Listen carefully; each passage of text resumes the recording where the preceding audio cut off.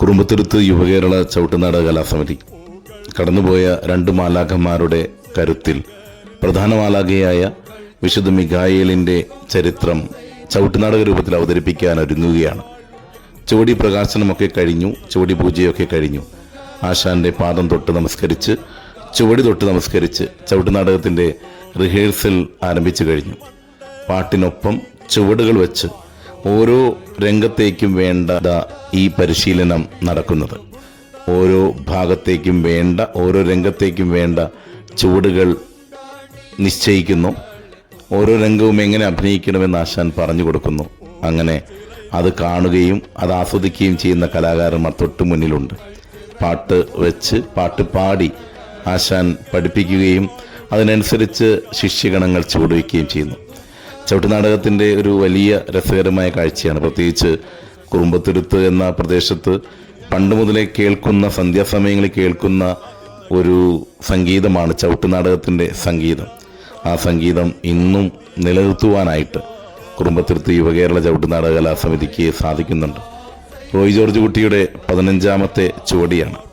അദ്ദേഹത്തിൻ്റെ അച്ഛൻ, അദ്ദേഹത്തിൻ്റെ പിതാവ് ജോർജ് കുട്ടി ആശാൻ വാനമേഘങ്ങളിൽ നിന്ന് ഇതൊക്കെ കാണുന്നുണ്ട്. അദ്ദേഹത്തിൻ്റെ മകൾ ആൻറിഫ്റ്റയും ഒരു മാലാഖയായി ഇതൊക്കെ കാണുന്നുണ്ട്, അനുഗ്രഹിക്കുന്നുണ്ട്. അങ്ങനെ ആ 2 മാലാഖമാർ ഞങ്ങളെ അനുഗ്രഹിച്ച് കൂടെയുള്ളപ്പോൾ പ്രധാന മാലാഖയായ വിശുദ്ധ മിഖായേൽ മാലാഖയുടെ ഈ ഒരു കഥയും ചവിട്ടുനാടക ലോകത്ത് ഏറെ ശ്രദ്ധ നേടുന്ന ഒരു നാടകമായിരിക്കുമെന്നുള്ളതിൽ സംശയമില്ല.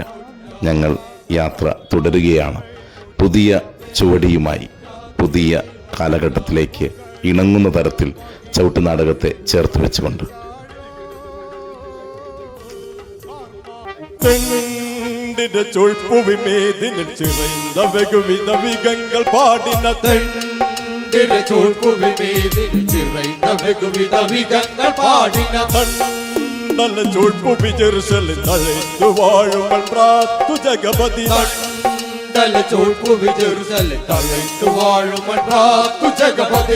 വിണ്ണാലൂரை பாடிய வீரன் பாத்திச்சா மந்திரி, விண்ணாயூரை பாடிய வீரன் பாத்திச்சா மந்திரி, விண்டுடன் எண்டிசை கொண்டுடன் அஞ்சவே வீரமுடன் கரிபரி தளமுடன் வாராய், விண்டுடன் எண்டிசை கொண்டுடன் அஞ்சவே வீரமுடன் கரிபரி தளமுடன் வாராய், சோழ்புவி மீதில் சிறைந்த வெகுவித விகங்கள் பாடினது, சோழ்புவி மீதில் சிறைந்த வெகுவித விகங்கள் பாடினது, திமிர்தகத்தில் அங்கு தக்கிட திமிர்தகத்தது இனத்தம்